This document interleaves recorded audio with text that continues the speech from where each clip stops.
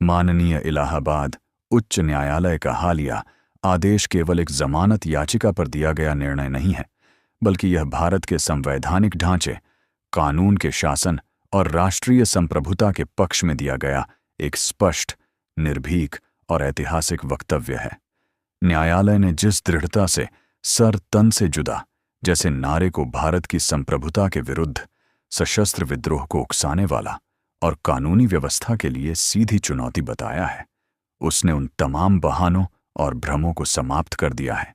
जिनके सहारे वर्षों से इस तरह की उग्र और हिंसक अभिव्यक्तियों को अभिव्यक्ति की स्वतंत्रता या धार्मिक भावना की आड़ में वैध ठहराने का प्रयास किया जाता रहा। माननीय न्यायालय ने अनुच्छेद 19(1)(a) का उल्लेख करते हुए यह भी स्पष्ट किया कि अभिव्यक्ति की स्वतंत्रता असीमित अधिकार नहीं है।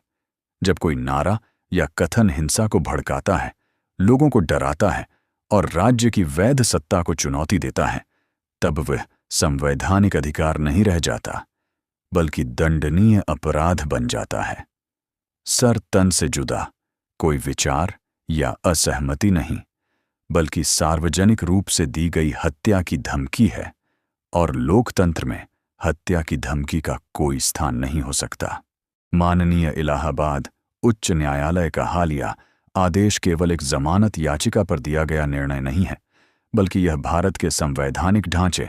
कानून के शासन और राष्ट्रीय संप्रभुता के पक्ष में दिया गया एक स्पष्ट, निर्भीक और ऐतिहासिक वक्तव्य है।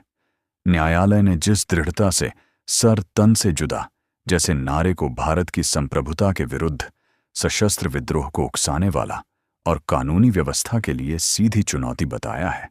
उसने उन तमाम बहानों और भ्रमों को समाप्त कर दिया है जिनके सहारे वर्षों से इस तरह की उग्र और हिंसक अभिव्यक्तियों को अभिव्यक्ति की स्वतंत्रता या धार्मिक भावना की आड़ में वैध ठहराने का प्रयास किया जाता रहा।